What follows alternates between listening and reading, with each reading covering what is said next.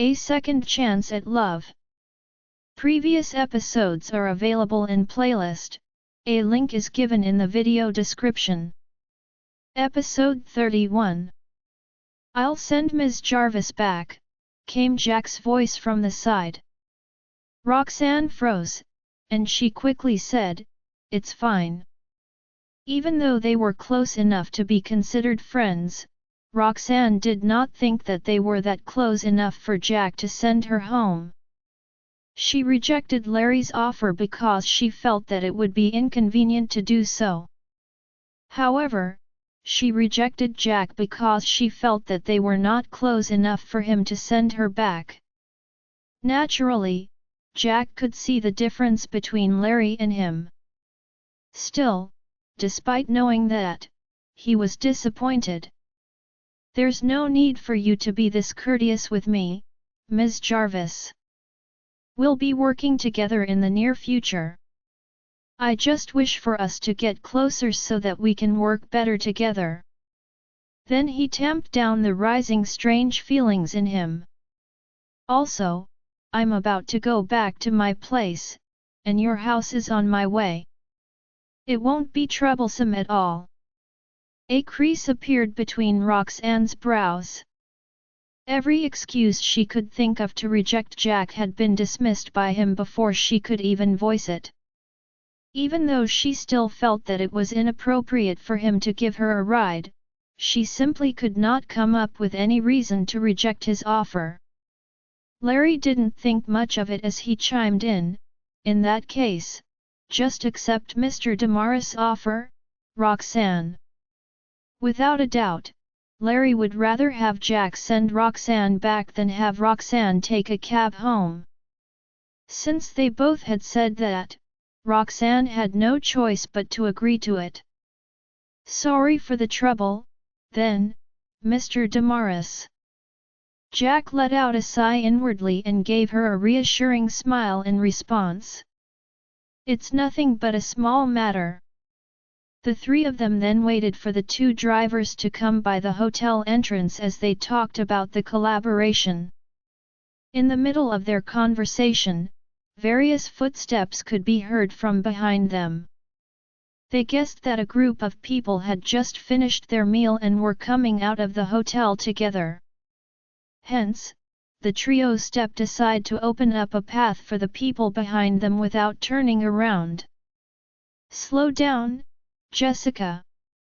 The few young women behind them were supporting a drunk Jessica with worried looks on their faces. After leaving the event earlier, Jessica had downed countless glasses of wine and became drunk. She was angry the more she thought about what had happened earlier. It took her friends a long while of persuasion to convince her to stop. Then, they tried to support her out of the hotel to return home. Jessica was truly drunk out of her mind. As the women supported her out, she continued to mumble under her breath, "Roxanne Jarvis, hey? Just you wait. Jack's mine." Just as the few young women were about to respond to that, they lifted their heads to see Roxanne and the two men. Jessica was still cursing away. "Jessica, stop it," one of the young women said. However, Jessica shoved that young woman's hand away and snapped, "Don't touch me. You're on Jarvis' side, aren't you? How dare you defend her?" The young woman who was shoved aside glanced at Roxanne.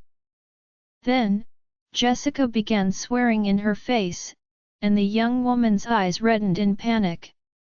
When Jessica looked at the spot where her friend was looking, she saw Roxanne and the other two. It took her a while before she realized that the woman in the trio was Roxanne. "Roxanne." Jessica stumbled over to the other woman.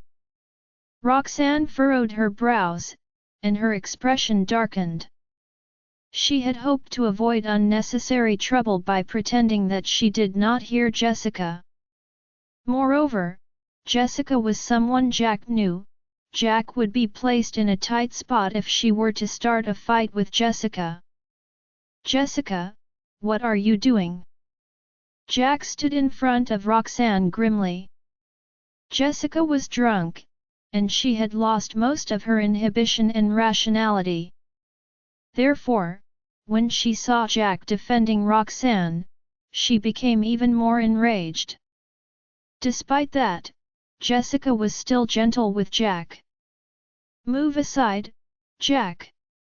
This has nothing to do with you.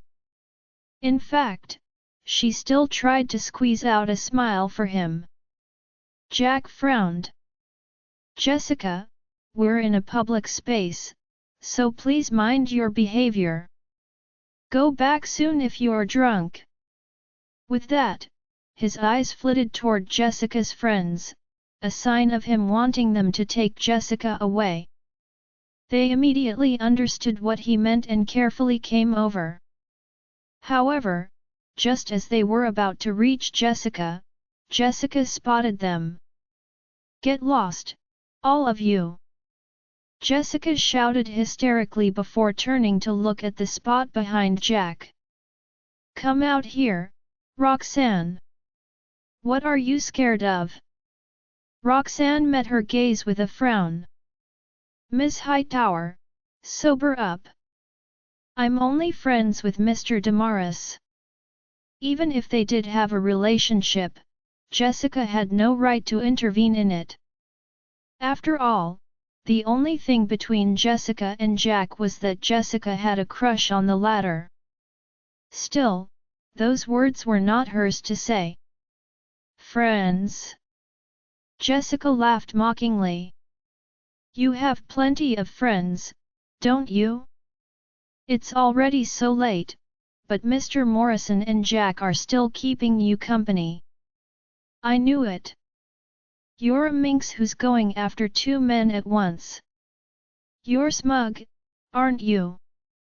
The moment those words were out of her mouth, the expressions of the trio darkened.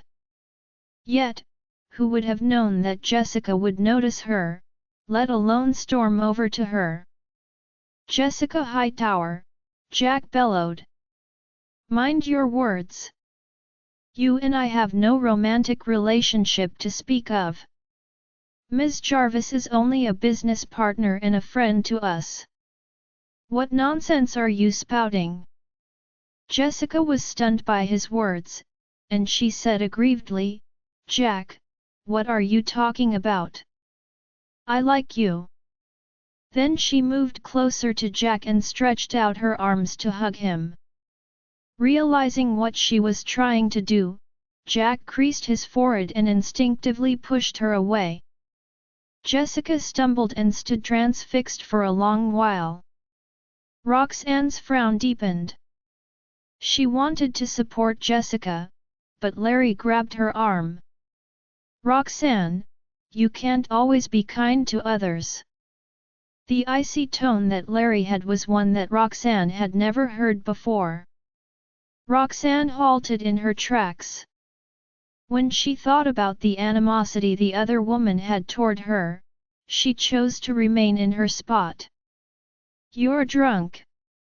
Jack shouted, trying to keep his anger to himself as he stared at the stunned woman supporting herself by the wall. Go home now, and I'll pretend that this never happened. Realizing how grave the situation was, Jessica's friends quickly stepped forward to grab Jessica. Jessica, Mr. Damaris is angry. Let's hurry off now. Mr. Damaris, Dr. Jarvis, we're really sorry. Jessica's drunk, so please don't hold her accountable for this. The words of persuasion and the apologetic speech sounded at the same time. The young women then hurriedly tried to support Jessica again. However, before they could even touch her, Jessica clumsily straightened up with the help of the wall. The women sighed in relief, thinking that Jessica had sobered up. Jessica, it's all because of you. Jessica glared at Roxanne. If not for you, Jack wouldn't treat me like this. As soon as she said that, and before the people could react, Jessica lunged toward Roxanne. Jack had pushed her closer to Roxanne just now, so there was no one between the two. By the time Larry turned around upon hearing the commotion, Jessica was already a hair's breadth away from Roxanne. "Roxanne, watch out!" Larry cried out, barely managing to pull Roxanne behind him. At the same time, Jack walked over and gripped Jessica's arm. "Are you done?" Jessica ended up lunging toward an empty spot and was even berated by Jack. Her anger reached its peak, and she burst into tears. As she bawled, she pointed at Roxanne and continued cursing. There were people walking out of the hotel, and when they noticed the commotion, they stopped in their tracks to watch the drama. Roxanne stood behind Larry, her heart still racing. She noticed that there were more and more people gathering around them, and she knew that she had to step forward and end the scene.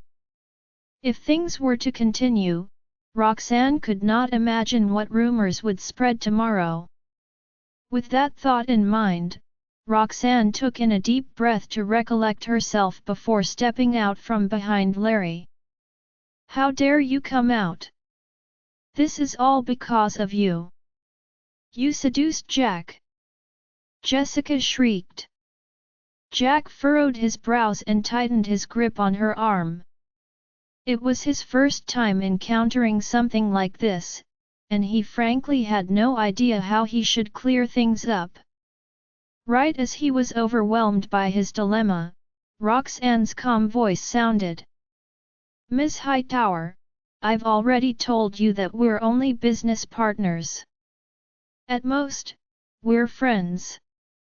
If I was really seducing Mr. Damaris, Mr. Morrison wouldn't be standing here now." Roxanne pinched her palm to calm herself down.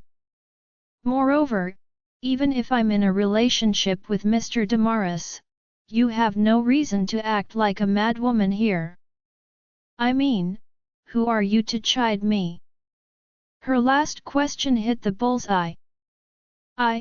Tears stained Jessica's face, and she failed to continue her sentence. In the end, she grabbed the hem of Jack's shirt desperately and mumbled despairingly, "Jack, I like you. How can you do this to me?" Nevertheless, regardless of how polite Jack was, he could no longer keep up with the courteous demeanor in the face of a drunk, troublesome woman. He only swallowed and frowned in silence as he held himself back to the best of his ability while Jessica continued to cling to him. Right then, a group of men in suits came out of the hotel. The man walking in the front of the group had been chatting with the people when he turned to see that the hotel entrance was blocked by a crowd. Instantly, his expression turned cold, and he turned to question the hotel manager. "What are those people doing? Why are they blocking the hotel entrance so late at night?" The manager glanced at the man who spoke and explained weakly, "Someone's drunk and causing a scene by the entrance. We've sent our staff members to deal with it, but the patrons that the hotel served were rich and powerful, so none of the staff members dared to resort to force, and their efforts to persuade Jessica to stop fell short." The manager hesitated for a beat before suggesting tentatively, "Mr. Farwell, if you don't mind, you can exit through our employees' lane. It'll be faster." Lucian glanced at the faraway crowd and drew his brows together in disdain. "Mr. Farwell, then shall we?" one started to ask Lucian's opinion. Lucian was silent as he turned and headed toward the employees' lane that the manager was talking about. Just as he took 2 steps forward, he heard a hysterical woman's voice saying, "Roxanne Jarvis, this is all your fault. If not for you, Jack wouldn't ignore me. Lucian stopped in his tracks. At that, the others around him quickly stopped as well before casting him a look of confusion. Only Caden knew what Lucian was thinking about, and he quickly said, "Mr. Farwell, I'll go ahead and take a look." Lucian inclined his head with a dark look in his eyes. After receiving his employer's approval, Caden strode toward the entrance of the hotel. In the meantime, the others waited in their spots with Lucian, puzzled. Wasn't Mr. Farwell repulsed by the scene at the entrance just now? Why is he suddenly interested in it? A moment later, Lucian returned from the hotel entrance and whispered something to Lucian. In the next second, Lucian's expression visibly darkened. In fact, even the temperature around him lowered. The people held their breaths. "That'll be it for today. Let's go on our separate ways now," Lucian said to the people beside him after taking an expressionless glance at the crowd at the hotel entrance. Then he strode over to the doorway. The people looked at each other, unsure if they should actually leave or not. "My apologies. Mr. Farwell has something to deal with, so we'll continue this another day," Caden insisted politely. The people hesitated for a brief moment as Caden stared at them. Finally, they decided to leave via the employees' lane with the manager. Once the people were gone, Caden sighed in relief and turned to walk toward the hotel entrance. How can something so coincidental happen? Caden had lost count of how many times the hotel Lucian was at for social gatherings coincided with Roxanne's. Furthermore, a drunk woman was stirring up trouble with Roxanne this time. I wonder how the scene is going to unfold once Mr. Farwell reaches them. Once again, Jessica's words put Roxanne in the spotlight. A headache began forming in Roxanne's head, for she had no idea what explanation she could possibly give. Perhaps to those who knew nothing about the situation, she was a wretched woman who seduced men shamelessly. At that thought, Roxanne looked up at the expressions of the people in the crowd around them. The crowd was a small one, but everyone had dubious looks on their faces. Perhaps it was because they felt that they were above the commotion-causing group. The crowd looked away when Roxanne's gaze landed on them. Roxanne could not decipher what they were thinking about, and she felt even more helpless than before. Miss Hightower, although she knew that it would be no easy feat to convince a drunkard, Roxanne still wanted to try to defend herself. However, just as she called out to Jessica, she heard a commotion from the crowd around her.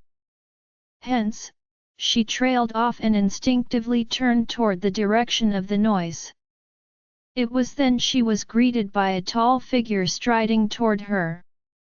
Everyone turned to look at that man, who had his hair slicked back to reveal his sharp features.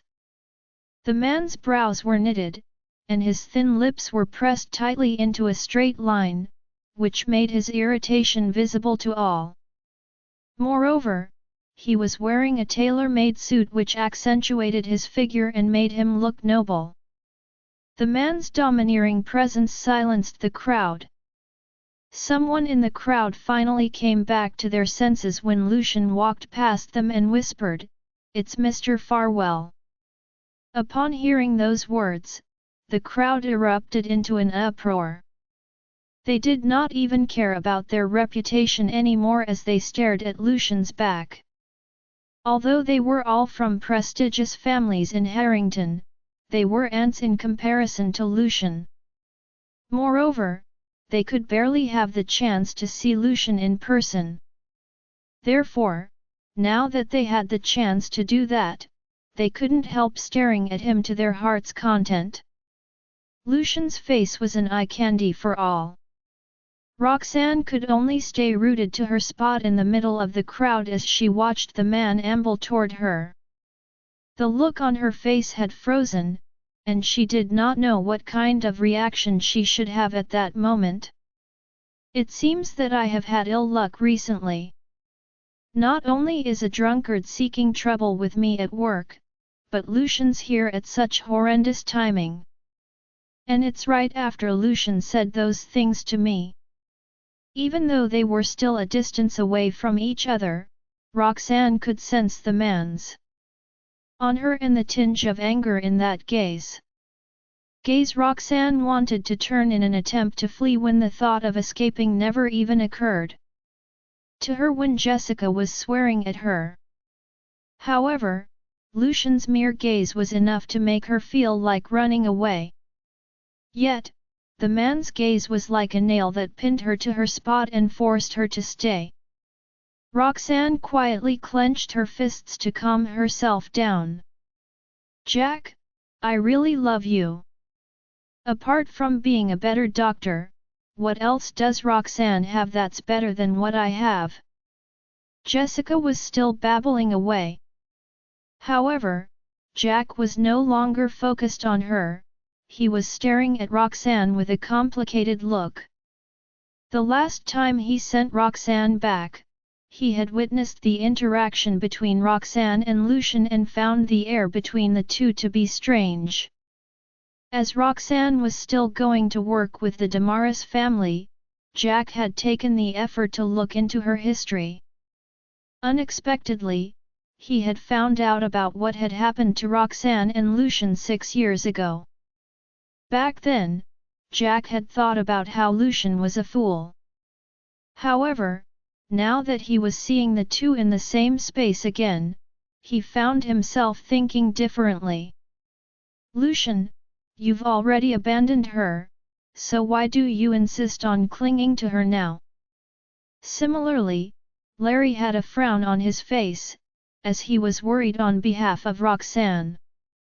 Time seemed to have slowed down. After what felt like cons, Lucian came to a stop right beside Roxanne, his shoulders almost touching hers. "Ms. Jarvis, you've rejected me so firmly, but surprisingly, you're so sweet to another man.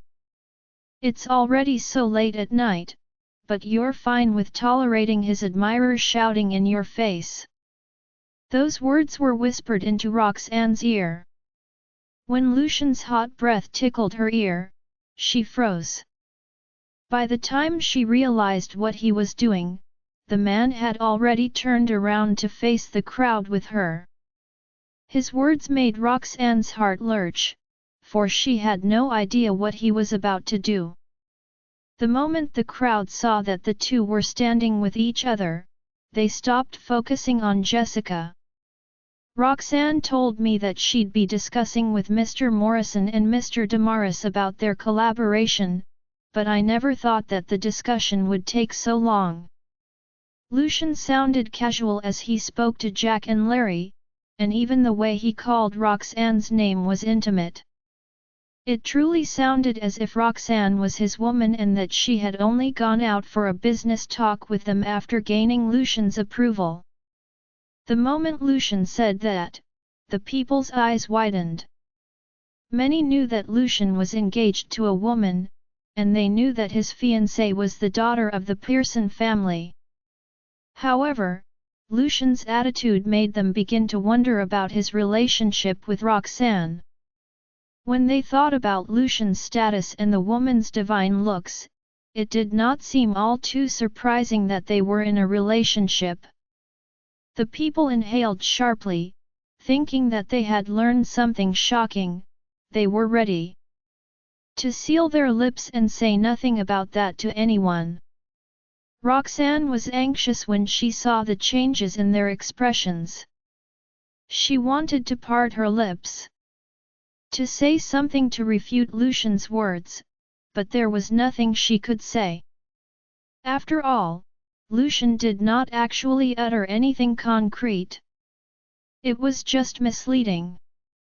If she were to speak without thinking, the man might twist her words. When she thought about what might happen, Roxanne bit her lower lip in defeat. Like the others, Larry's and Jack's expressions also changed when they heard Lucian's words. However, they had to admit that Lucian's appearance and the words he said were the best way to get Roxanne out of the mess. After sharing a look, they nodded at Lucian. The upcoming collaboration is important, and there were quite a number of people at the event. That's why we didn't notice the time.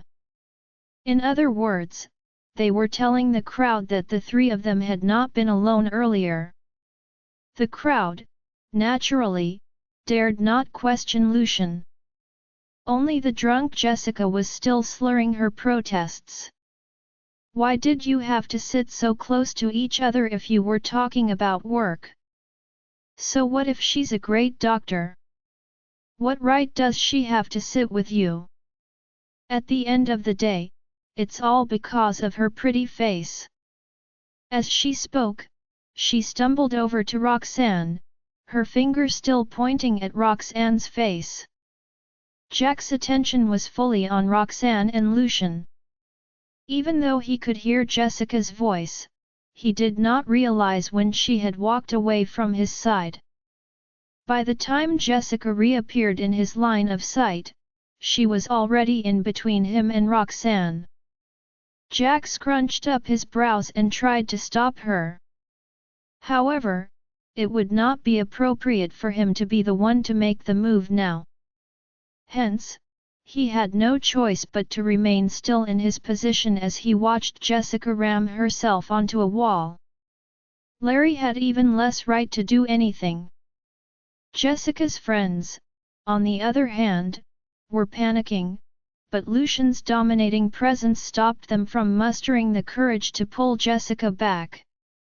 So, they, too, could only watch as the scene unfold. Jessica staggered toward Roxanne until the latter was only a few steps away. You minx! What kind of medical skills can you possibly have with that look of yours? Why, your looks are everything.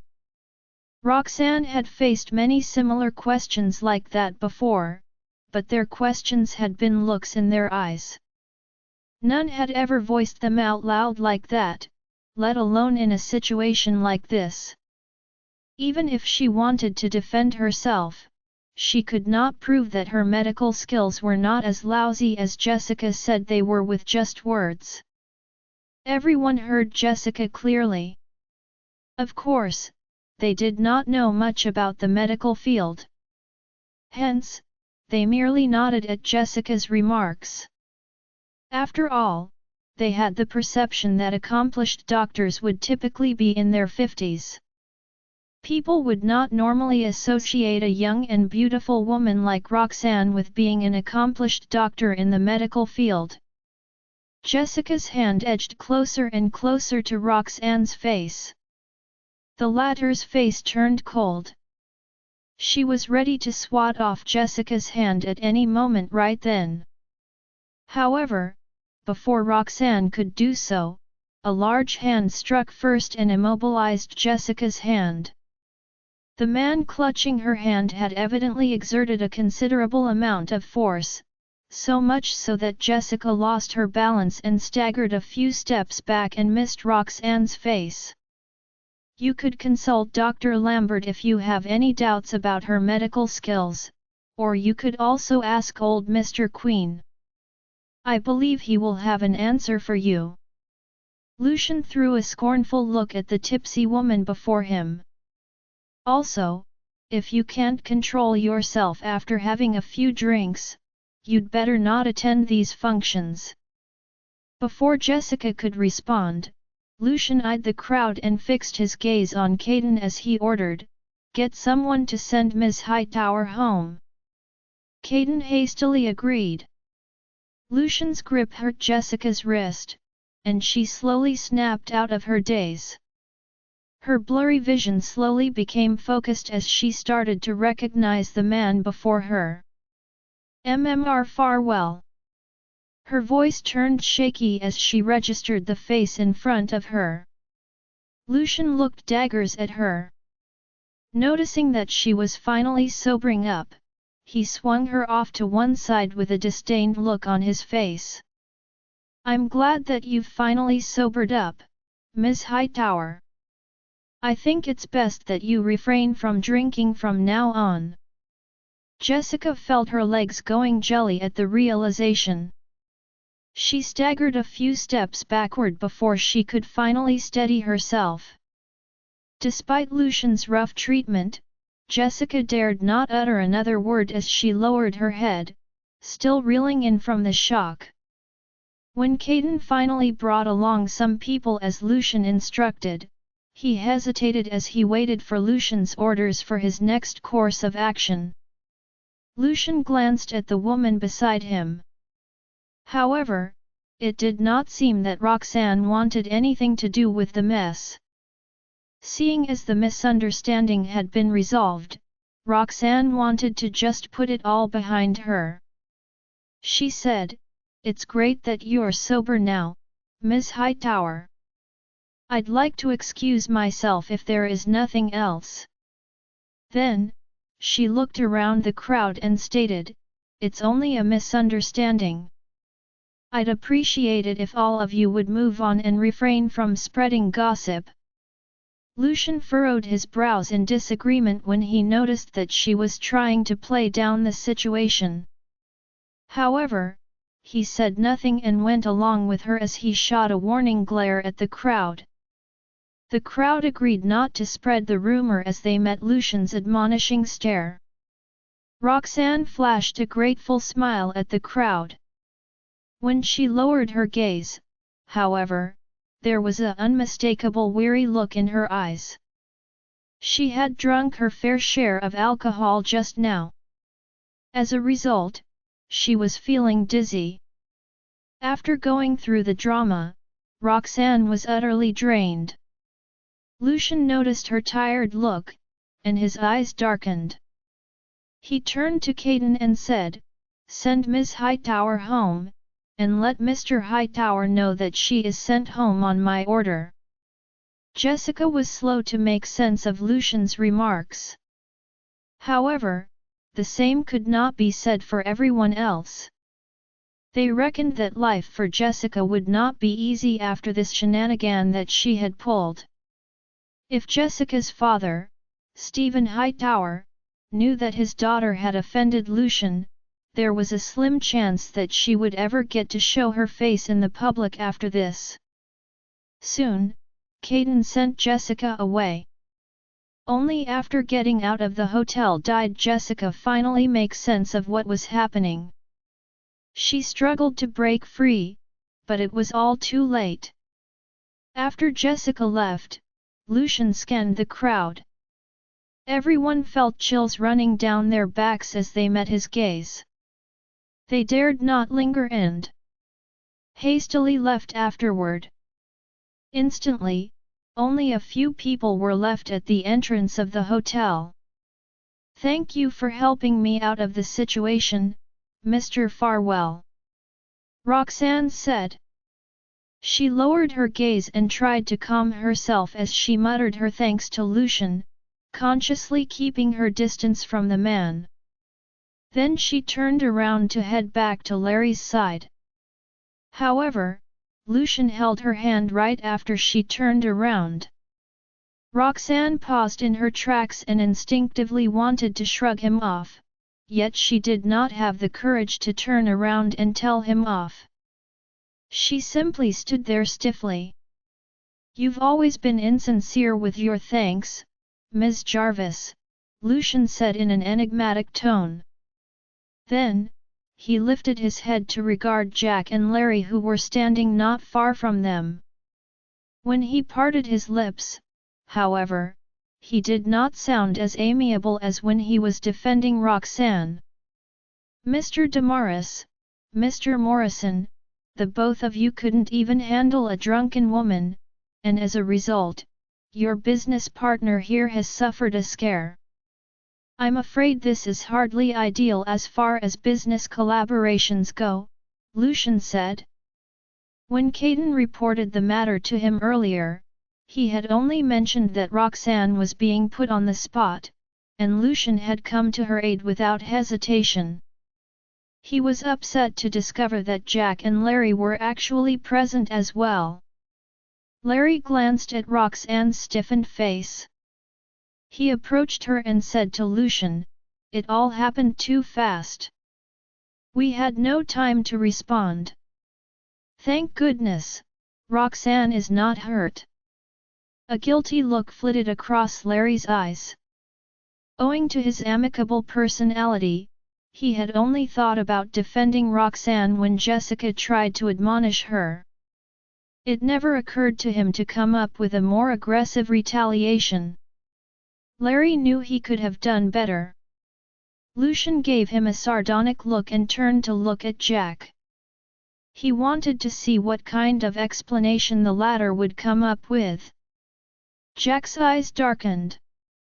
He did not fumble for an explanation. Instead, he said, "I am to be blamed for this. This happened because of me. I will take care of the rest. Dr. Jarvis' name will not be tarnished because of this misunderstanding." Lucian pursed his lips into a thin, hard line. Then he regarded Roxanne with a frown. These two men were the ones whom he had witnessed to be quite close to Roxanne. In fact, Lucian felt threatened by their presence. However, seeing as these two men could not even protect Roxanne from being slandered, Lucian vowed that he would never hand her over to any of them. Roxanne was his and his only. The tension among the four of them was palpable right then. Of course, Roxanne felt the air going still as well. She lifted her head to look at the three men.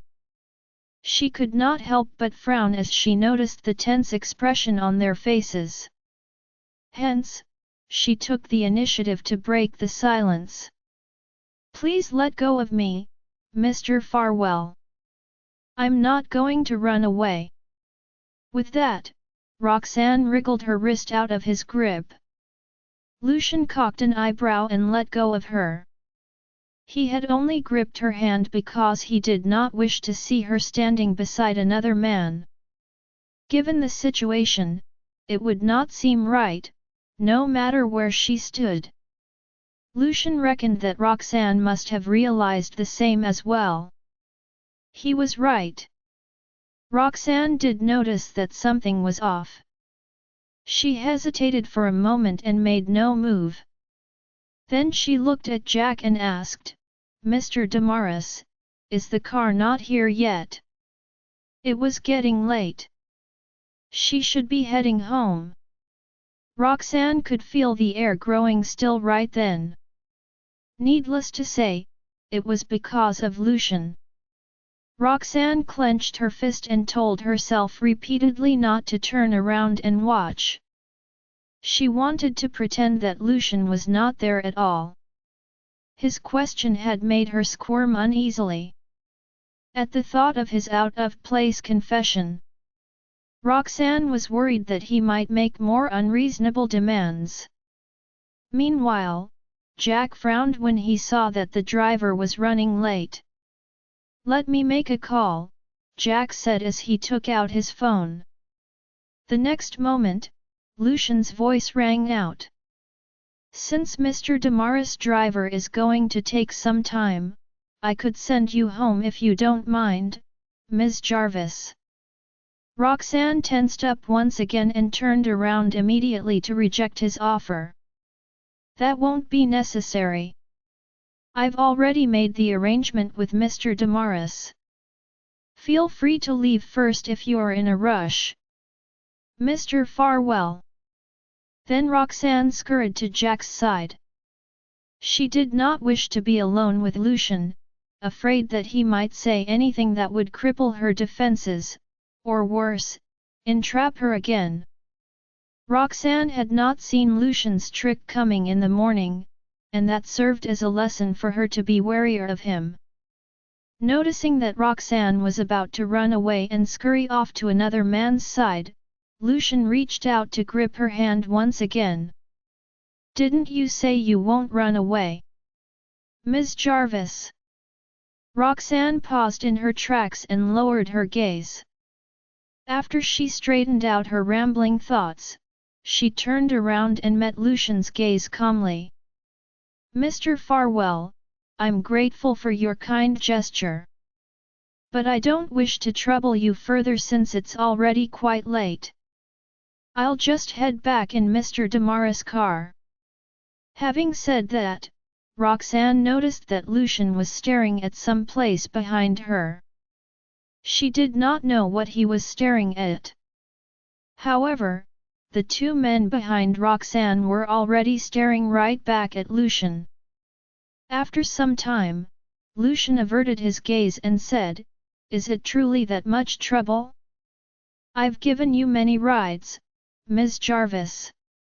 Isn't it too late to say that you're troubling me? Or are you saying that you feel more comfortable with Mr. Damaris, Ms. Jarvis?"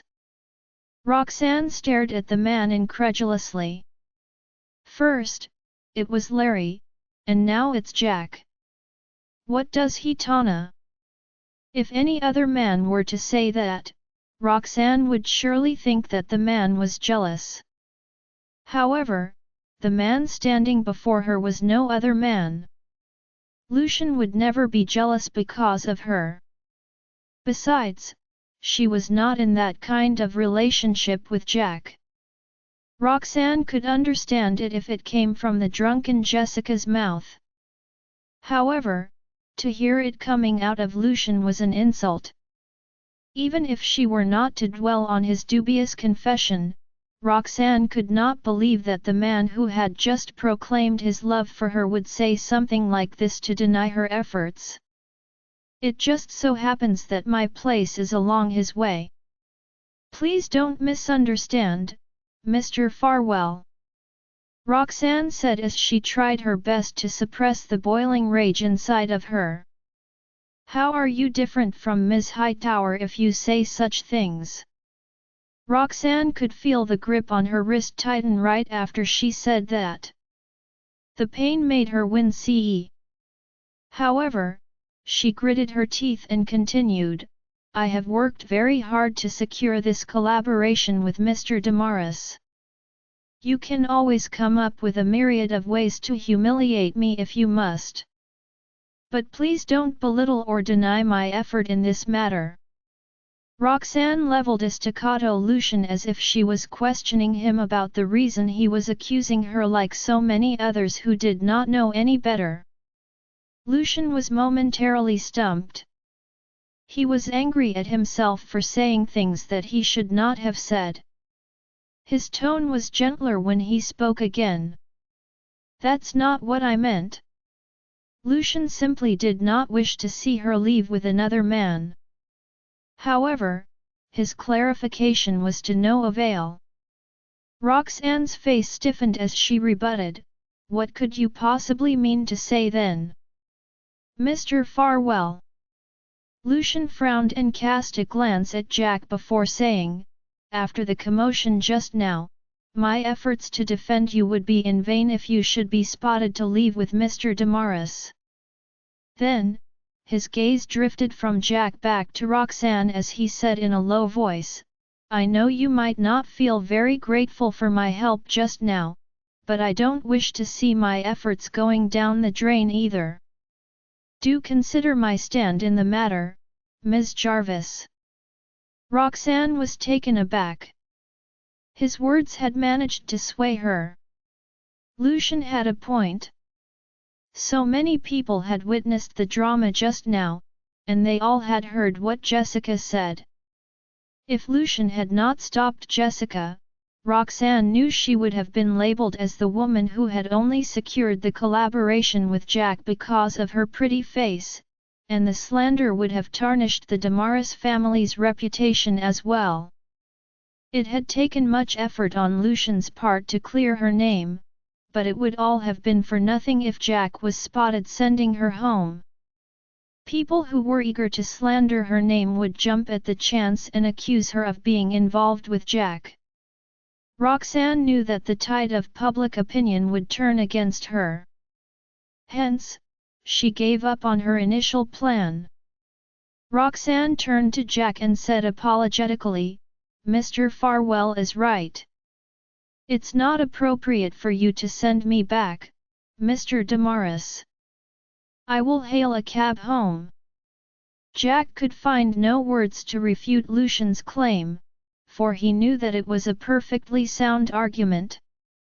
Larry eyed the two men and said gently, "It's late.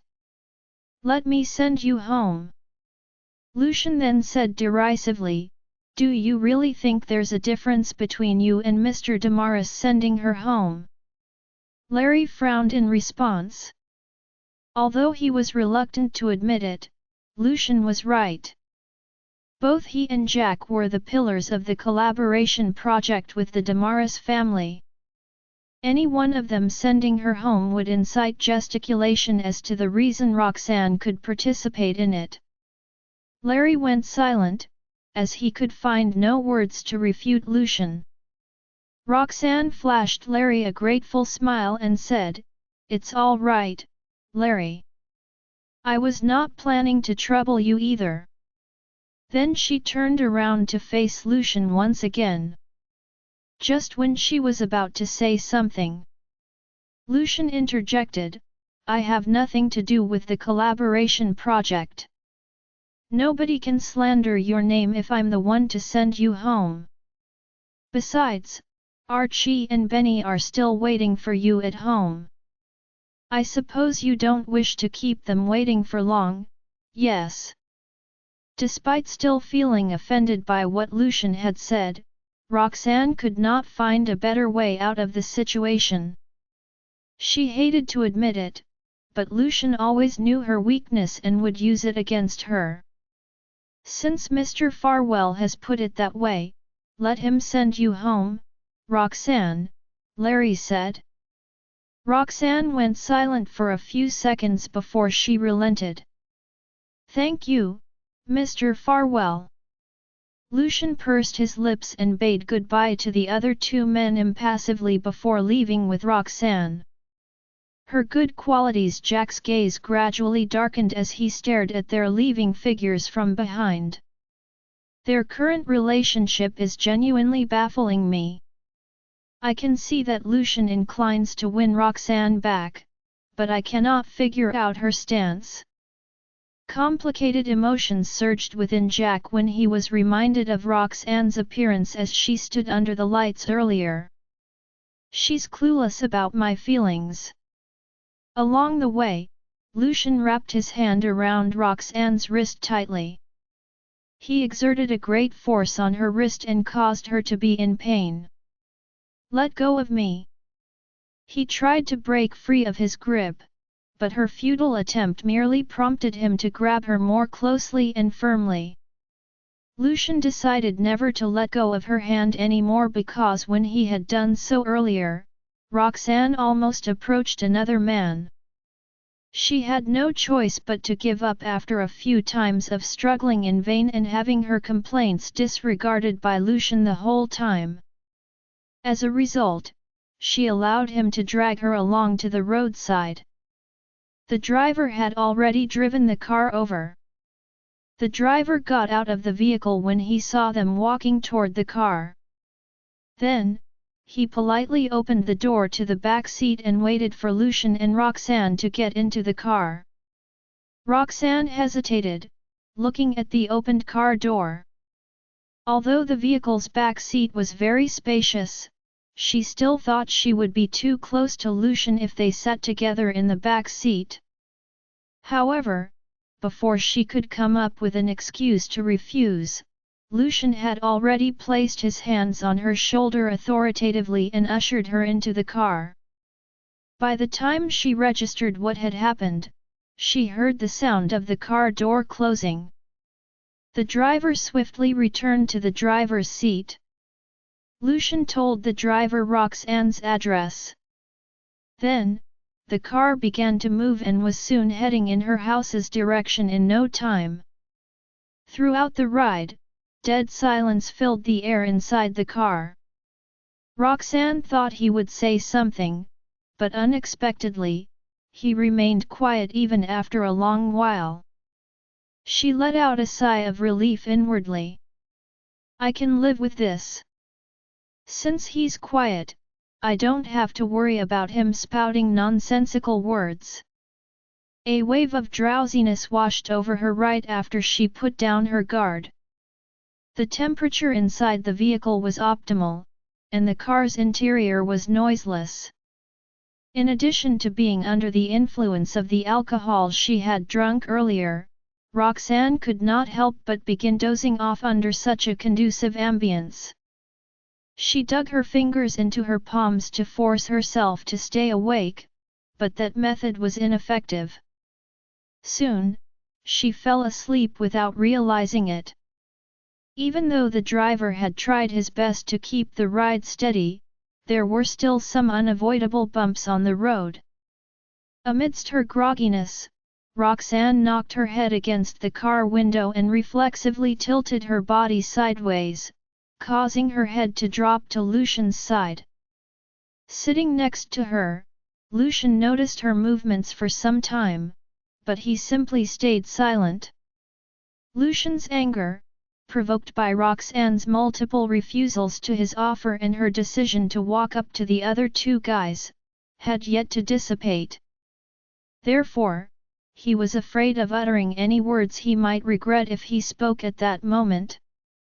He frowned slightly when he saw Roxanne shifting her body weight to the other side due to her uncomfortable sleeping posture. Judging by how her face flushed after she dozed off, she probably consumed alcohol. The sight of her appearance jogged his mind, causing the scene at the hotel the other night to resurface in his mind for a moment.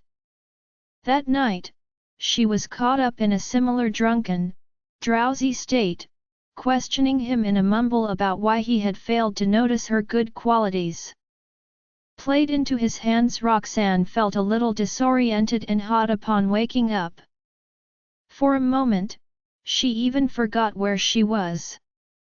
She struggled to sit up.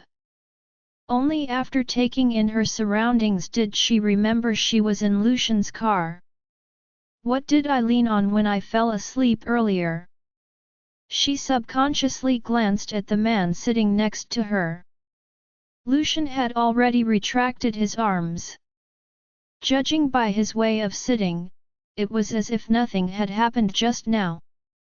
However, aside from his embrace, Roxanne could not fathom where else she could have been lying. She uttered guiltily, "I'm sorry. I dozed off earlier." As soon as she finished her sentence, she sensed Lucian shifting his pensive gaze onto her. She squirmed in her seat awkwardly, wanting to put more distance between them. Lucian's gaze darkened when he noticed her intention. "Ms. Jarvis, considering how soundly you slept earlier, I suppose you are very satisfied with the environment inside my car." Roxanne's body stiffened. Her eyes darted around the car's interior as she lacked the courage to meet Lucian's gaze. "I drank some alcohol just now, so I felt sleepy." Frustration surged within her as she spoke. Lucian felt a little heavy-hearted as he recalled the incident that night. Ultimately, he could not stop himself from reaching out and pulling her into his arms so that she could rest more comfortably. He didn't know if his accidentally exaggerated motion had startled her because, to his surprise, Roxanne, who had been sleeping soundly moments ago, suddenly woke up in a daze. Sensing her movements in his embrace, Lucian knitted his brows slightly and instinctively stopped moving. "I can't believe I still fell asleep after my best effort to stay awake. Not to mention, I even snoozed in his arms." She did not know if she had leaned over to his side in a stupor or if Lucian had pulled her into his embrace. Either way, her actions would cause her to appear mendacious. After all, she had flatly rejected Lucian previously, yet, moments ago, she lowered her guard and drifted off in his car. She feared to imagine how Lucian would perceive her if she had thrown herself at him when she was asleep. At that thought, Roxanne braced herself and explained, "I nodded off and was in a groggy state earlier, so please don't take it to your heart if I've done anything impolite by accident." He could tell she was trying to dissociate herself from him again. Reluctant to let her get her way, he uttered solemnly, "Of course. I understand your intention of selecting a place to rest because leaning against the window was uncomfortable." Upon hearing that, Roxanne glanced at him anxiously and regarded him with an inquiring look. Her eyes were slightly watery as she had just woken up. The dim lights in the car's interior reflected off her eyes, causing her to look extraordinarily innocent. Lucian was intrigued after seeing the look on her face. "If you're blaming yourself for creasing my shirt, you don't have to feel sorry. I can simply ask Catalina to take care of it when I get back." He casually reached out to tidy the hem of his shirt as he spoke. Roxanne's uneasiness intensified as she was clueless about what had happened when she nodded off. She failed to wrap her mind around the situation while she took note of his action and even doubted the authenticity of his words. "Why would I throw myself into his arms? But his shirt is indeed slightly wrinkled." Roxanne did not know if her brain was lagging due to the effect of alcohol or because she had just woken up. Misunderstand. Pin drop. Silence ensued in the car once again. Suddenly, Roxanne's phone lit up.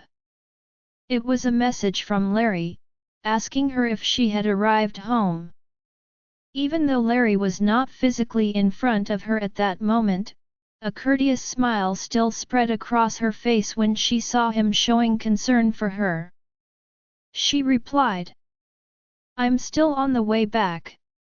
A second later, he responded back, "Let me know when you're home." Roxanne agreed while beaming. Lucian noticed the illuminated screen of her phone and turned to glance in her direction. Then, he caught sight of the faint smile on her face. Following her line of vision, he saw Larry's name on the top of her screen. Evidently, she was texting Larry. Lucian's mood, which had just slightly improved, plummeted again following the observation. "In what way am I lacking?" Roxanne grins so happily even when replying to Larry's message, yet whenever she's around me, she always behaves warily. At that thought, the temperature around Lucian dropped gradually. By the time Roxanne was done responding to her messages and kept her phone, she sensitively detected the tense atmosphere inside the car. Lucian bit his lower lip in amusement at the sight of her frantic mien. She was watching him with unblinking eyes the whole time. Naturally, she did not miss the mischievous grin that flashed across his face. After seeing that, the truth finally dawned on her. "He's toying with me." Recalling her panicky manner earlier, Roxanne reckoned she had played into Lucian's hand.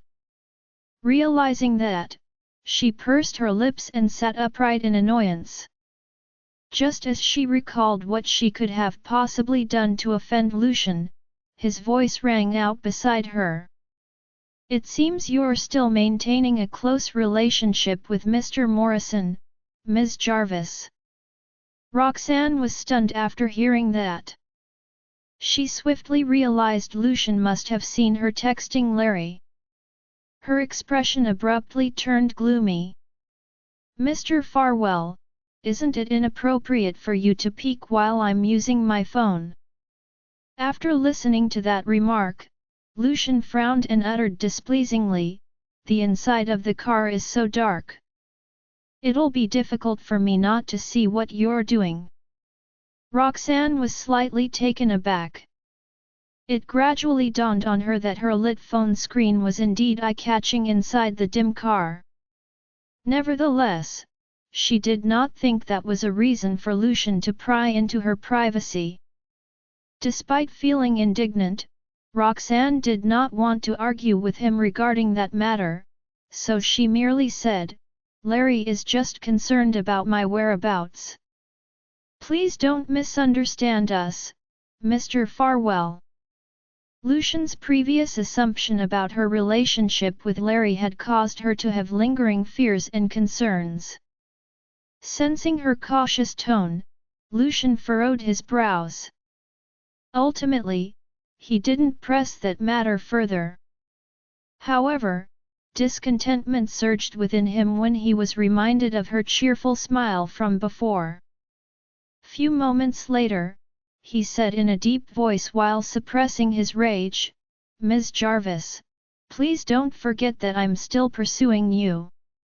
Roxanne did not anticipate their topic of conversation would take such an unexpected turn.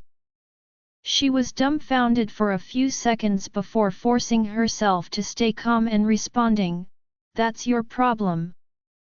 I've never taken that matter seriously from the beginning. Even if you're really pursuing me, that would be your issue. I have no obligations to cooperate with you whatsoever." She could vividly feel the growing tension in the air after she was done talking.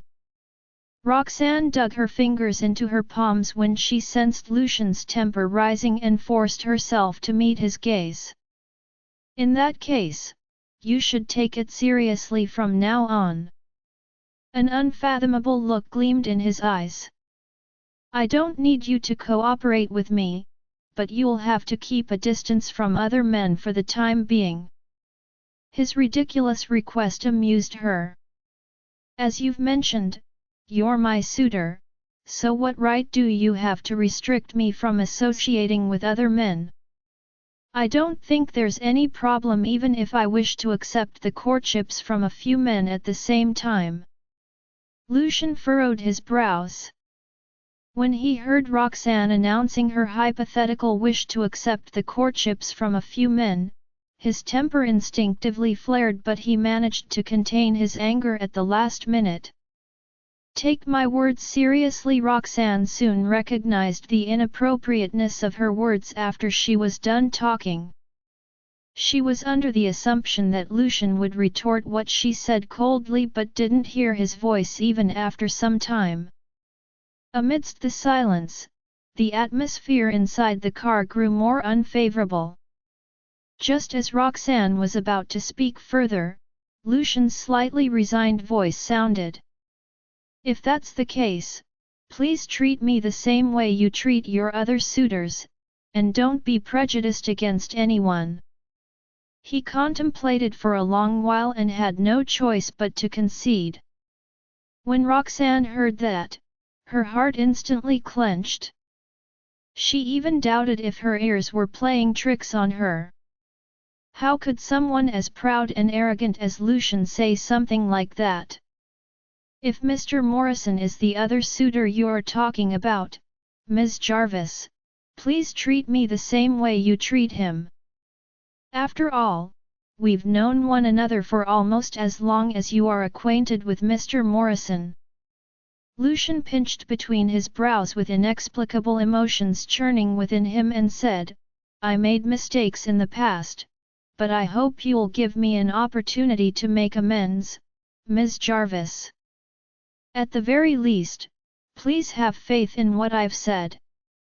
Lucian felt helpless, realizing Roxanne had taken all his previous efforts lightly. This time, she was finally convinced that she wasn't hallucinating. "I can't believe Lucian is yielding to me. Not to mention, he's talking to me in such a submissive tone." Ever since their reunion, Lucian had always behaved assertively. He would do as he pleased and never gave Roxanne a chance to express her will, constantly forcing her to comply with his wishes. As a result, she refused to accept him all the while. At that moment, Roxanne could not help but lower her guard as she took in Lucian's accommodating manner. She fell silent and was at a loss for words. After all, she had no choice but to take him seriously after listening to his speech, but Aubrey's existence was undoubtedly a massive obstacle in their relationship, rendering his words unconvincing. Her indifferent demeanor clearly wavered despite her silence. Lucian bored his eyes into Roxanne. Not expecting her to provide him with an answer, he asked further, "So, what do you think I should do for you to give me a chance for a fair competition?" She merely felt her head ache upon listening to his volleys of questions. "Lucian, stop pressuring me, and let me think this through."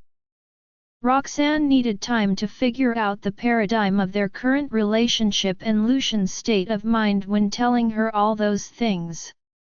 Lucian knitted his brows after hearing that.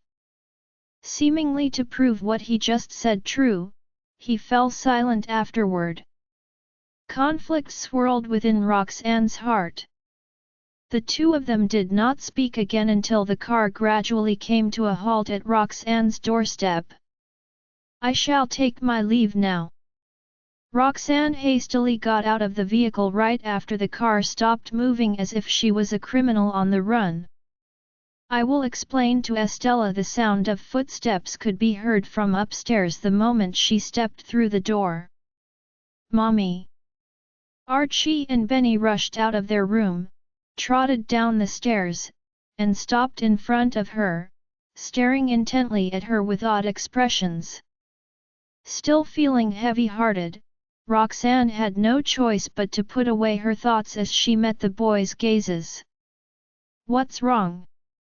As soon as she said that, she saw the boys curiously peering at the door as if searching for something. After a while, they retracted their gazes, looking disappointed. "What are you two looking for?" Roxanne asked, puzzled. The boys looked up at Roxanne with disappointment written all over their faces. "Mommy, is Essie not coming today?" Those words confused Roxanne even more. She could not understand why they would suddenly bring Estella up. "It's late. Essie should be sleeping already."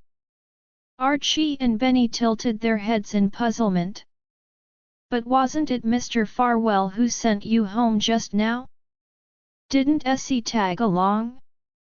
Just as she was about to close the door, a large hand impeded her.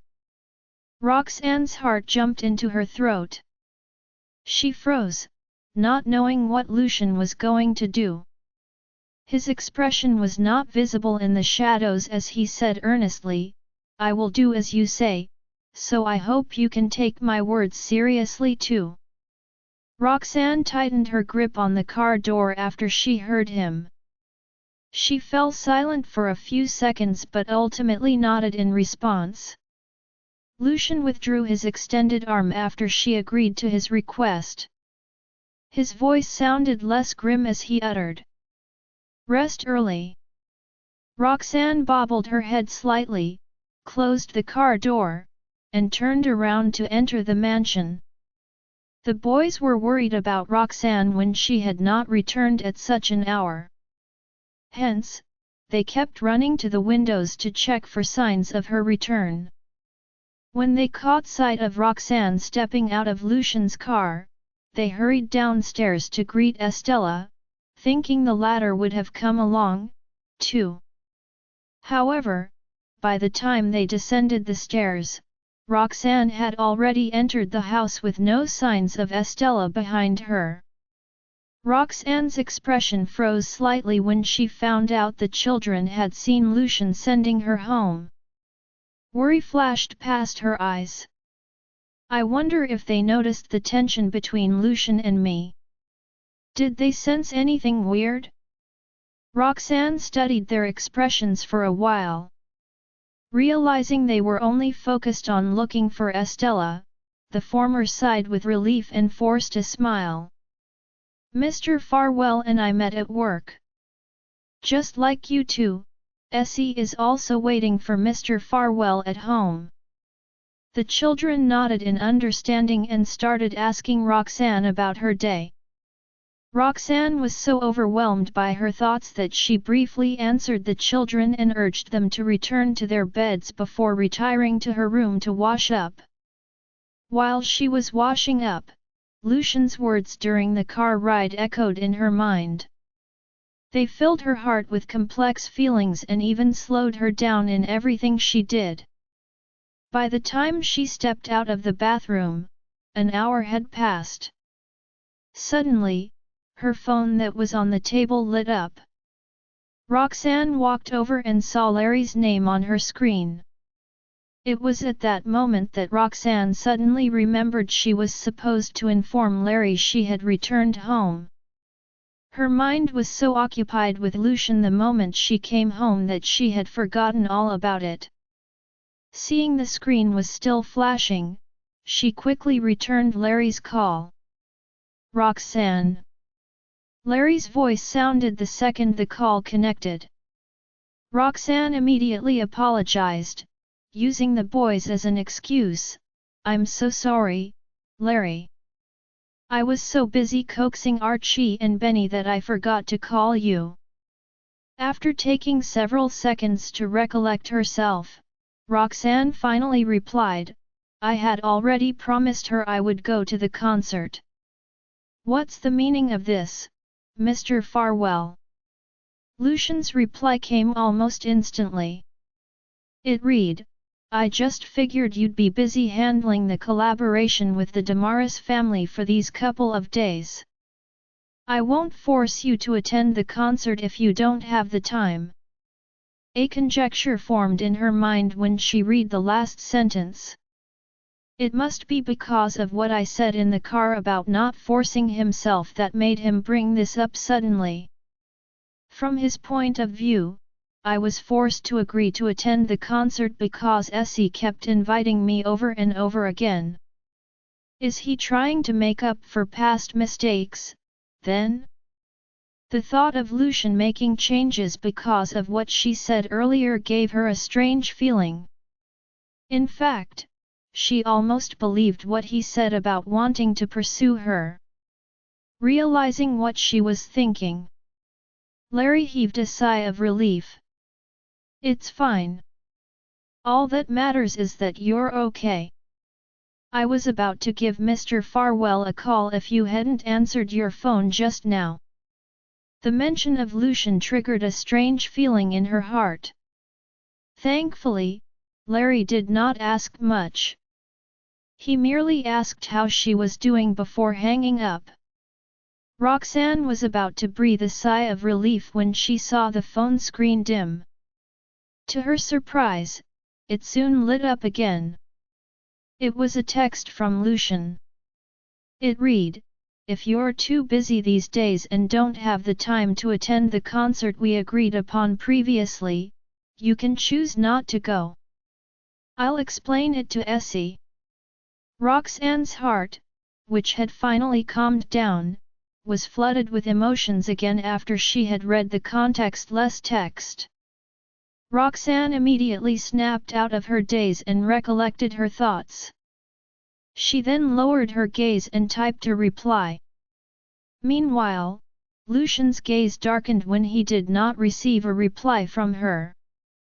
After the conversation in the car that night, Lucian went back and talked to Jonathan about it, which helped him understand how to pursue her.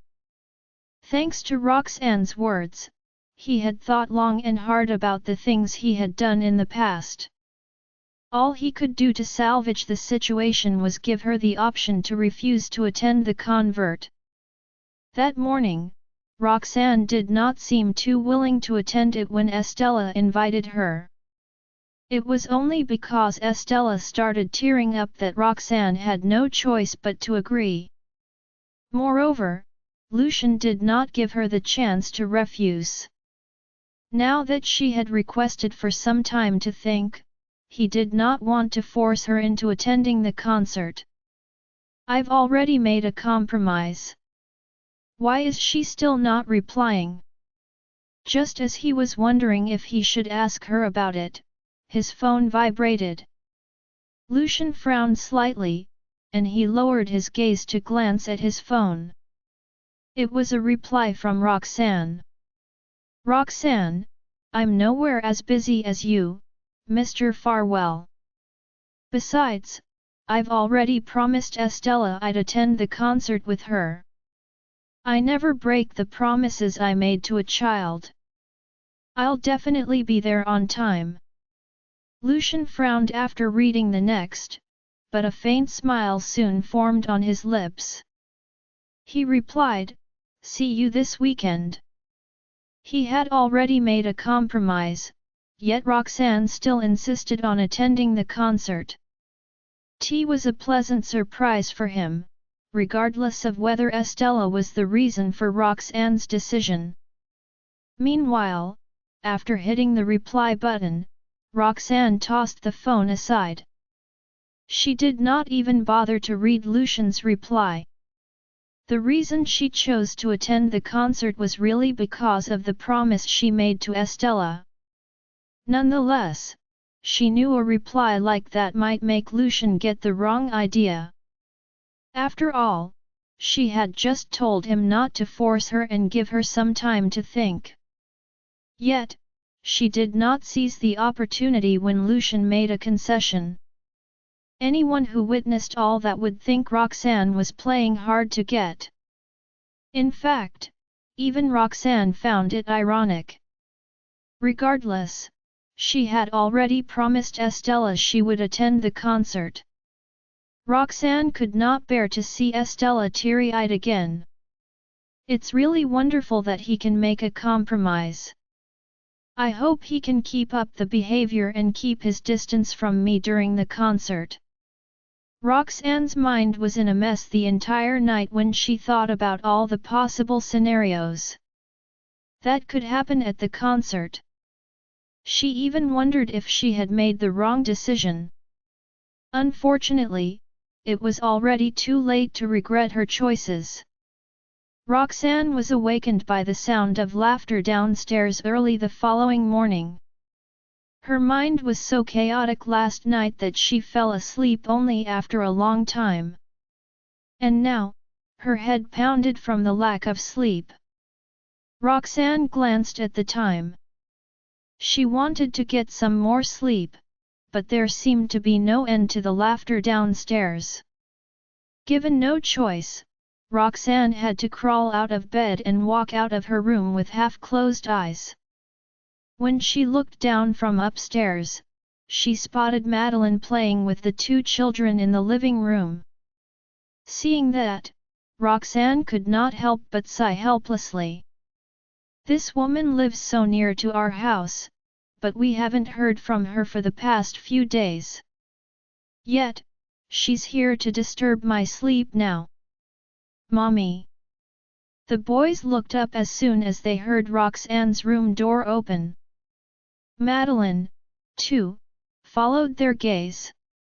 The moment she saw Roxanne's terrible complexion, the smile on her face was replaced with a look of worry.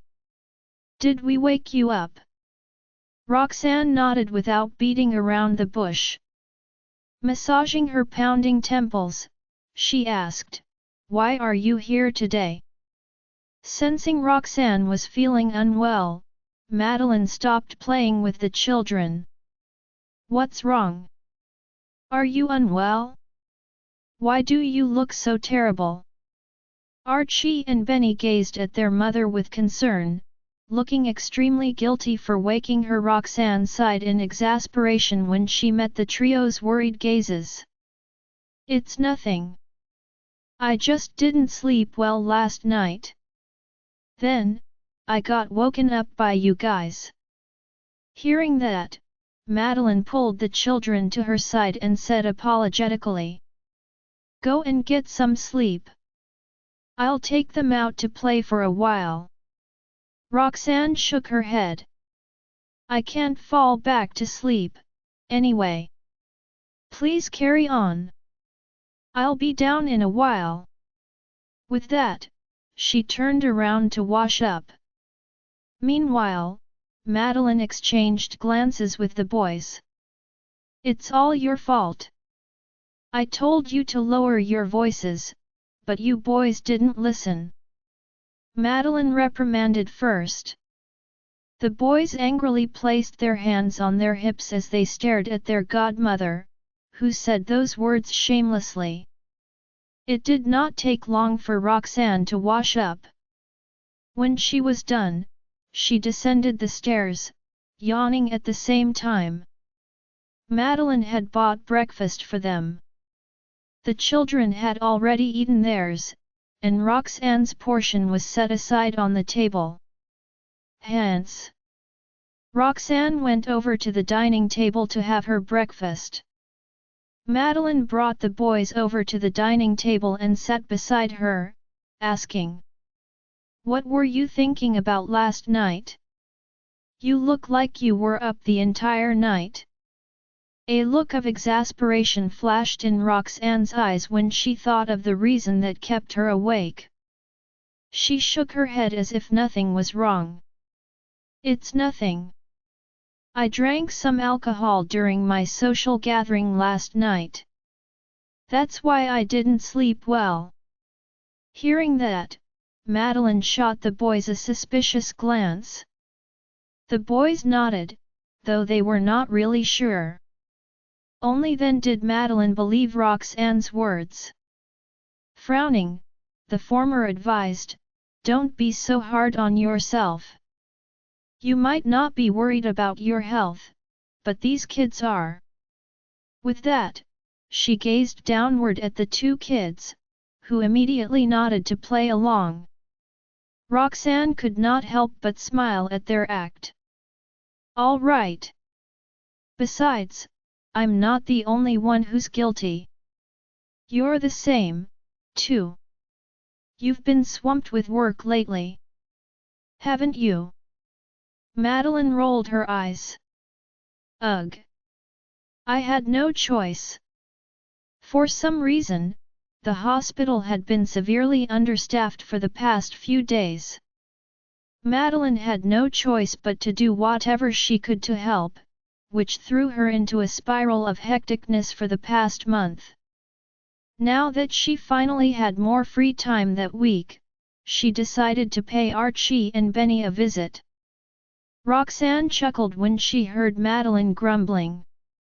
Pulling the children into her embrace, Madeline said with a sigh, "It's been such a busy month, but I'm already feeling much better after seeing these two kiddos." With that, she forcefully planted kisses on the boys' cheeks, only to be shoved away by them in disdain. "Let's go out and play tomorrow. We haven't spent much time together ever since you guys returned. It's my day off tomorrow. I can take all of you out for the entire day," Madeline suggested, looking expectant. The boys' eyes lit up at the idea of going out to play. They instantly turned to Roxanne to hear her response. Roxanne felt conflicted when she was met by the trio's expectant gazes. "I'm afraid tomorrow is a no-no." The moment those words left her mouth, the trio's faces fell simultaneously. Madeline stared at Roxanne with an exaggerated expression. "Don't tell me you're working tomorrow." Roxanne shook her head. "No," was all she replied, leaving Madeline even more confused. "Then, what? Spit it out. There's nothing we can't tell one another." There was a slight change in Roxanne's countenance, and she cast the boys a troubled glance. The boys looked just as inquisitive as Madeline. Seeing that, Roxanne shook her head in exasperation. The concert was tomorrow, and she had yet to inform the boys about it. Their expressions told her they would not let her off easily if she did not come up with a valid reason. However, Roxanne feared her best friend would get the wrong idea if she told them she was going to a concert with Lucian. Just as Roxanne was wondering if she should tell them the truth, the children guessed, "Mommy, are we going to the concert tomorrow?" Roxanne froze, and she subconsciously turned to check Madeline's expression. Madeline was puzzled. A concert? Since when were you interested in events like that? Spill. Are you hiding something from me? Roxanne stuttered, and no. It's just the boys cut her off while looking at Madeline seriously. Aunt Madeline, we're going to a concert with Mr. Farwell and Essie tomorrow. So, we can't go with you. We'll hang out with you next week, okay? Roxanne could not help but sigh at the boy's betrayal, averting her gaze guiltily. Mr. Farwell? Madeline's look of confusion was gradually replaced with shock. You mean Lucian Farwell? Roxanne pursed her lips without saying a word. Right then, Madeline's confused expression returned. Lucian invited you to a concert? Is he changing his ways? She was well aware of the drama between Roxanne and Lucian that had been going on for 6 years until now. Madeline still could not bring herself to forgive Lucian for treating Roxanne so coldly 6 years ago. Madeline knew nothing of the recent events that happened between Roxanne and Lucian. However, judging by Roxanne's expression, Madeline knew the relationship was the very reason. The former was feeling troubled. After several seconds of silence, Madeline suggested seriously, if that's the case, why don't you think about it? Why don't you try dating him? Madeline was, after all, not Roxanne herself. Hence, it was easier for her to accept the fact that Lucian had feelings for Roxanne compared to the latter. Ever since Roxanne returned, Madeline had witnessed the former and Lucian together several times. She had to admit that the duo looked good together. If Lucian truly had a change of heart and wanted to make up for the mistakes he made 6 years ago, Madeline did not mind letting her best friend give Lucian a go. Besides, she could tell Roxanne could not refuse Lucian because of the bond he had with the children. If that's the case, she might as well give him what he wants and try dating him. They can just break up if they really don't have feelings for each other. At least they tried it out. Of course, Roxanne did not know what was on Madeline's mind. At first, Madeline thought Roxanne and Lucian would not be in touch when Roxanne returned. To her surprise, the drama still carried on. On top of that, she realized Lucian had been the one taking the initiative to contact Roxanne. At that thought, Madeline could not help but ask, what exactly is going on between you two? Roxanne's heart trembled, and she looked troubled. I don't know what's on his mind, either. Madeline was heartbroken when she saw Roxanne's expression. Therefore, a look of panic appeared on her face the second she heard Madeline say that. Meanwhile, Madeline was too focused on weighing the pros and cons of their relationship that she barely noticed her best friend's expression. After mulling it over, Madeline patted Roxanne on the shoulder, saying solemnly, I mean it. If Mr. Farwell has changed his mind and wants to pursue you, you don't have to shut him out because of what happened 6 years ago. You can still consider dating him. Her words caused Roxanne's frown to deepen. Madeline was about to continue when she suddenly remembered the two boys beside her. She turned to them and waved dismissively. Go ahead and play on your own for a while. I have something important to discuss with your mommy. Seeing the mysterious look on her face, the boys nodded innocently. Deep down, they knew Madeline was going to talk to Roxanne about Lucian. When the boys were out of their sight, Madeline finally turned her head and continued, if Mr. Farwell is sincere about his feelings, I don't see why you can't give him a chance. Besides, you don't have anyone you like at the moment, and he's the biological father of the two kids. Who knows? You might find yourself attracted to him once you date him. If it really doesn't work out, you can just break up with him. It's not a big deal, anyway. Upon hearing her justification, Roxanne pondered for a moment before voicing her concern, but how would I know if he's sincere about it? Also, he already has a fiancée, and she's Aubrey, and get to know him gradually, I'm sure you'll find out if he's being sincere or not. As for Aubrey, Madeline sounded hesitant at the mention of Aubrey's name. After all, she knew how Lucian treated Aubrey back then. As an outsider to the situation, she would not believe Lucian could give up on Aubrey so easily. Still, Madeline kept quiet for a moment before reluctantly uttering. After giving her advice, Madeline suddenly asked, so? Was I right? Is Lucian really pursuing you? Shocked by her best friend's exaggerated tone, Roxanne froze for a few seconds before returning to her senses. He smiled nonchalantly. I have no idea what he is thinking.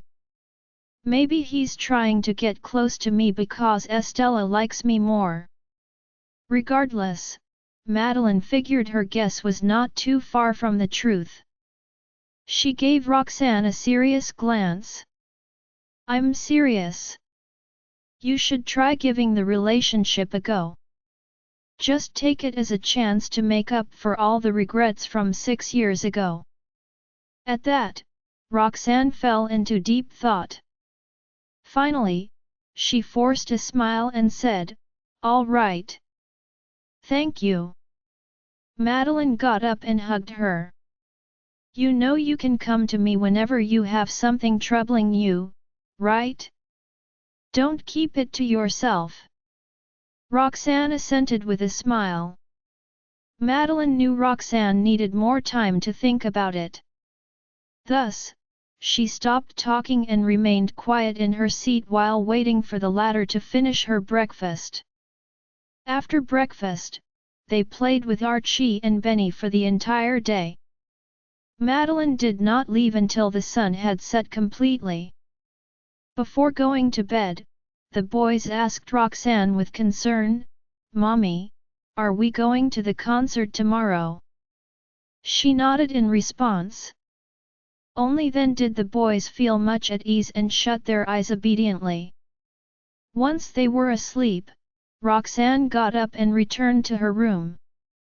Although I can't accept how he treated you 6 years ago, it also proved that he wouldn't let someone he loves feel aggrieved. So, if he really likes you, he'll definitely explain things to Aubrey. As she lay on the bed, her head was filled with Madeline's words from that morning. At the same time, memories of Lucian's recent actions replayed in her mind.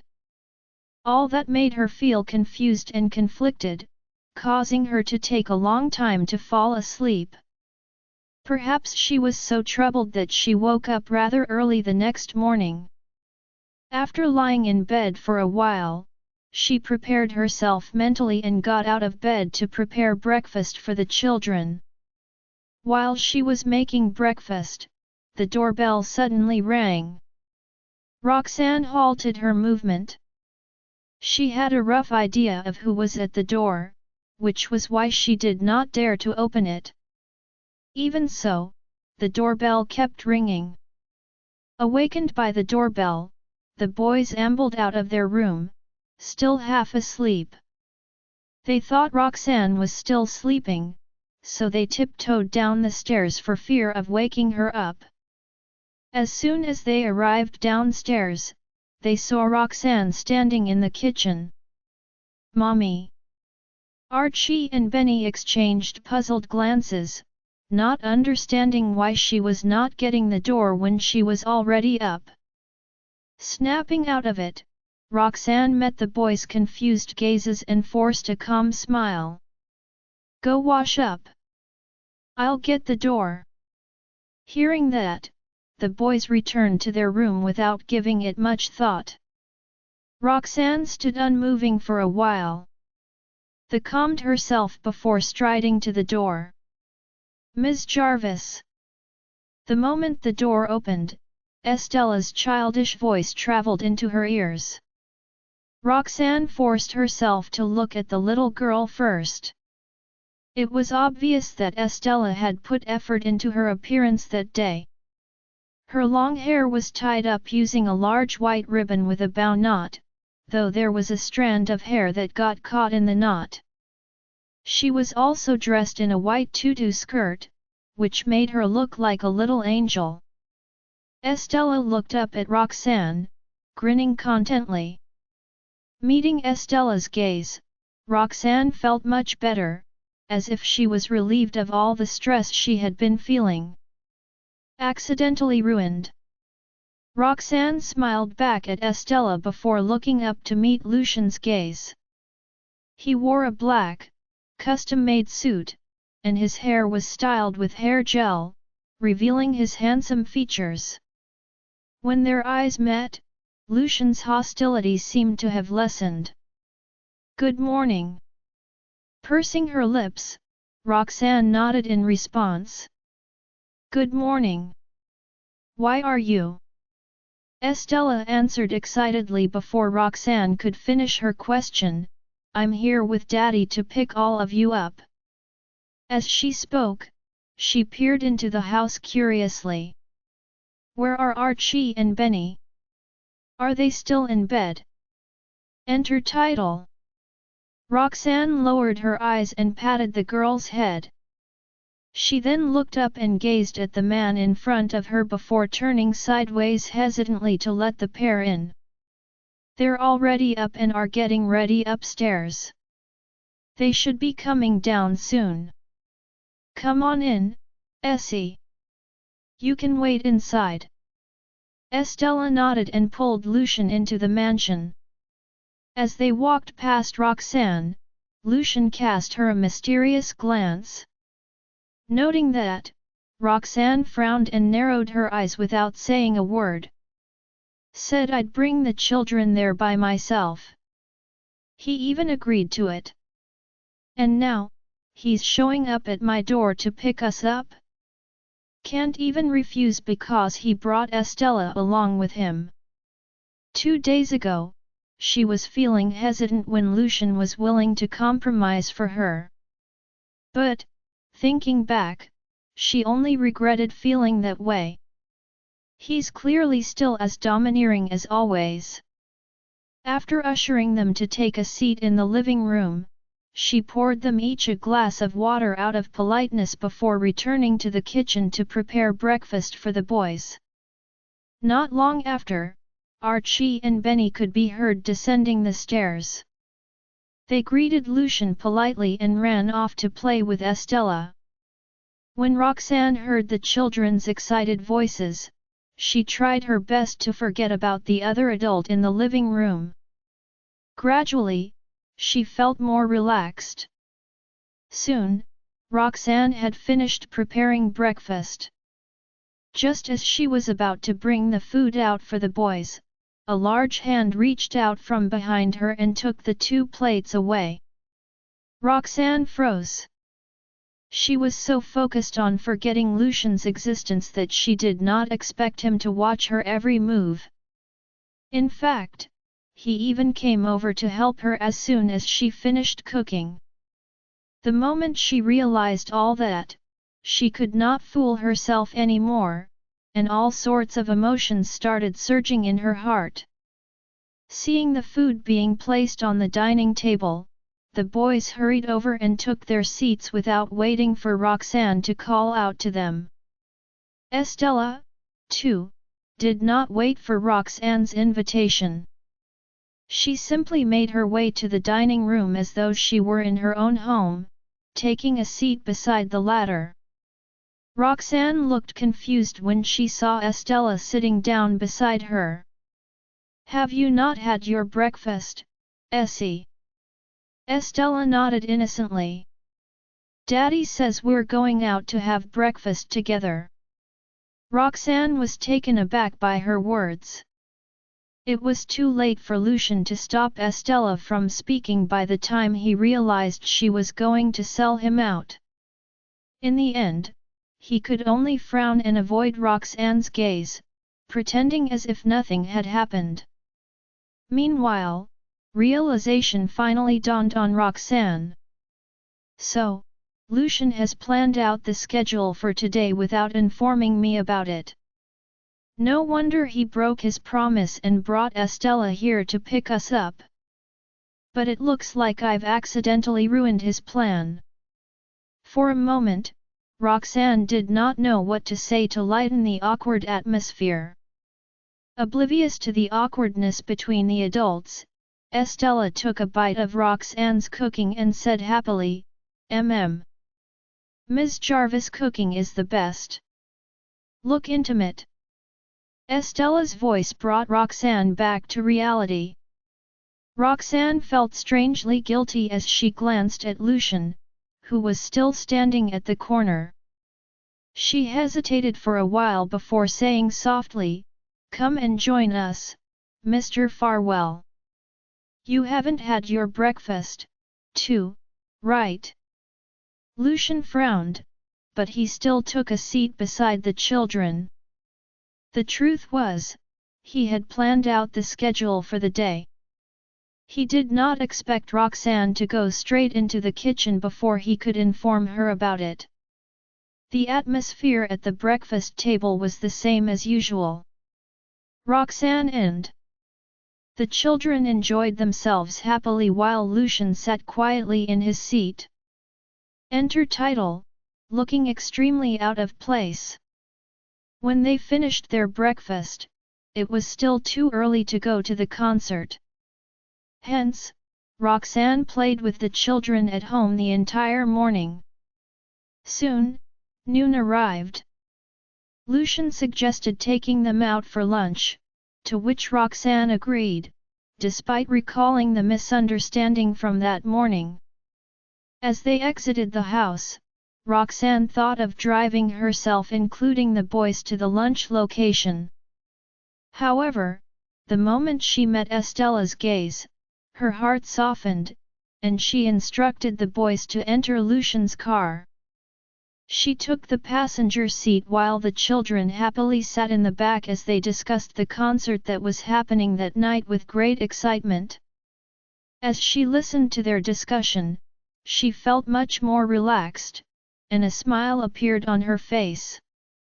Lucian's gaze softened as well when he saw the smiles on Roxanne's and the children's faces. The restaurant Lucian had made a reservation in was located on the busiest road in the city center, which was quite far from Roxanne's house. It took them some time to arrive near the mall and park the car. By the time they arrived at the restaurant's entrance, it was already the peak hour for lunch. Thankfully, Lucian had made a reservation beforehand, so they did not have to waste time queuing up. The waiter led all 5 of them to a table by the window. In the meantime, someone was watching them with eyes wide open in the corner of the restaurant. "Frida? What's wrong? What are you looking at?" Also Levandi asked the person in front of him, perplexed. The restaurant was well known among the rich in Harrington, but not everyone was able to get in. In fact, other people, apart from the few prestigious families, did not even have the right to make a reservation there. Though Aso's family was wealthy, they were merely a family that had recently made a fortune. They were nowhere near the richest social circle.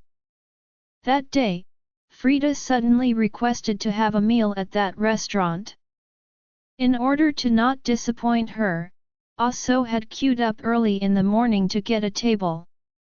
Just as the meal was going well, Frida suddenly seemed distracted and began staring at the table beside the window. Aso could not understand what was going on. Regardless, Frida did not seem to hear him. She kept her eyes fixed on the group of 5 who were sitting by the window. This *TCH. Didn't Sonia and Aubrey teach Roxanne a lesson already? How dare she share a table with Lucian and Essie? And why do they look so intimate? Sensing Frida's displeasure, Aso followed her gaze in puzzlement, only to find the quintet, which left him even more confused. His family had just become wealthy, so he barely knew much about the rich. As the family's second heir, who was new to all that, he had no clue who Lucian was. When he gazed at the quintet, he only thought of them as an attractive and harmonious family. He did not know why Frida was glaring at them so fiercely. "Frida, do you know them?" Aso couldn't help but ask. Frida slowly retuned to her senses and glanced at him with furrowed eyebrows. The disdain in her eyes swiftly faded. "There's bad blood between me and that woman." "What did she do to you?" Aso asked, confused. Frida pursed her lips and put on an angry look. "She stole my friend's man. Can't stand that." Aso was momentarily stunned when he saw his goddess getting angry. He then stood up and assumed a posture as though he was going to help her get revenge. "I'll teach that woman a lesson." Enter title. Frida couldn't help but roll her eyes. Quickly schooling her emotions, she gently kicked his leg under the table. "Sit down. Don't act so rashly. I'll be embarrassing if you make a scene." Because she kicked him very lightly, he thought she was flirting with him. He sat back down obediently and asked, "What do you plan to do, then?" "I'll do whatever you ask." Frida smiled. "Let's follow them and see what they're up to." Aso agreed without hesitation. Roxanne and the others knew nothing about the duo's existence. After lunch, there was still some time before the concert started. Roxanne had wanted to bring the children to have fun somewhere. To her surprise, Lucian suggested taking them to the mall. Roxanne asked hesitatingly, "Is there anything you need to buy?" In her opinion, shopping in a mall together like that was basically something only a family would do. She was worried that outsiders might misunderstand, especially when they were bringing 3 children along. Lucian glanced at Estella, who was sitting next to Roxanne, and said, "It's been a while since I've bought Essie new clothes. Don't know what girls like to wear, and since we have time today, I'm hoping you'll be able to help, Ms. Jarvis." When Estella heard that, she promptly nodded as she looked at Roxanne expectantly. Her grandmother had always been the one buying clothes for her. She wanted to wear the clothes that Roxanne picked out for her. Roxanne's heart softened when she saw the pitiful look in the girl's eyes, and so she nodded in agreement. With that, all of them left the restaurant and went straight to the mall next door. Meanwhile, Frida, who only had a few mouthfuls of her food, stood up with the intention of following them when she saw them leave. "Frida, there's still so much food left," Also called out to her in distress as he looked at the table full of food. Annoyance flashed past Frida's eyes. She turned around and reproached. "They're gone. If you want to eat, we can come back here next time." Asso's heart ached for the wasted food, but he still went along with his goddess and followed her. The two followed them from a distance. When Frida saw them entering the children's clothing section in the mall, she unwillingly stopped in her tracks, then pulled Asso to the nearby women's clothing section, knowing that they would stand out too much and easily get caught. "Hello, miss. What type of clothes do you like?" An employee promptly arrived in front of them. Frida was bent on keeping an eye on Roxanne and the others. So, when she heard that, she swept her gaze past the clothes, picked a few expensive ones, told the employee her size, and asked the employee to bag them up. At the side, Asso felt immense pain when he saw her splurge like that. However, he liked her pretty face very much, and he wanted to climb the social ladder through her, so he had no choice but to endure the pain and pay for her clothes. Matching dresses. Roxanne did not really buy any new clothes for the children after returning to the country.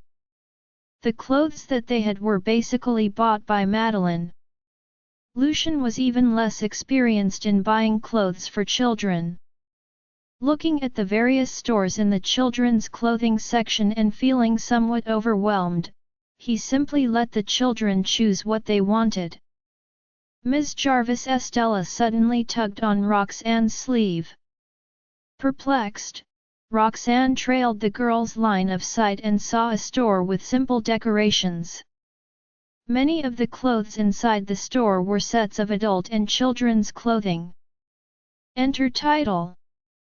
Clearly, the store was selling matching outfits. Because they were in a high-end mall, a lot of the matching outfits inside were formal clothing. It was the first time Estella had seen similar-looking clothing for adults and children.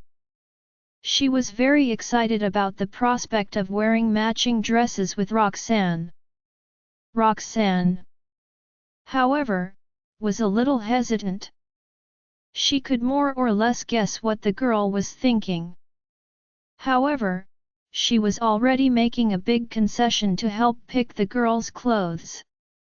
If she were to wear matching outfits with the girl, people would undoubtedly misunderstand their relationship. "You're a good girl, Essie. How about we look at other stores?" She leaned over and tried to divert Estella's attention. However, Estella refused to move her gaze away from that store. Her watery eyes were filled with hope. It was also the first time Archie and Benny had seen that type of clothing. They glanced at Lucian with slight anticipation, but they didn't have the courage to say it.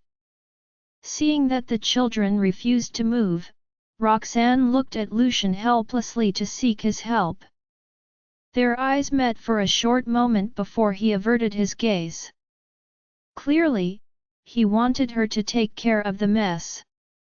Roxanne's head was starting to hurt. Before she could say anything, Estella had already pulled her sleeve and led her to the shop. With no other choice, Roxanne followed the girl inside. "Hope she doesn't make any outrageous requests." "Welcome." The employee had been watching them for a long time. Her eyes were filled with excitement when she saw them finally entering the shop.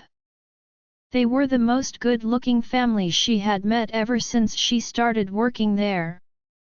If can get their approval to take a photo of them together later and hang that picture at the entrance of the shop, our sales will undoubtedly soar. At the thought of this, the employee became more and more welcoming toward them. "You kids are so adorable. What type of clothes do you like? Can help you all try them out," the employee offered as she smiled at the children. The children were dazzled by the many choices available, as it was their first time picking out clothing for themselves. Roxanne had wanted to pick the clothes for the children. However, when she thought about how the shop only sold matching outfits, her mind was abuzz with chaos and she lost the mood to shop. She could only leave the children to look around on their own. Suddenly, Estella tugged her sleeve again. Upon returning to her senses, Roxanne followed Estella's line of sight, her nerves stretched taut. She saw two dresses in front of them.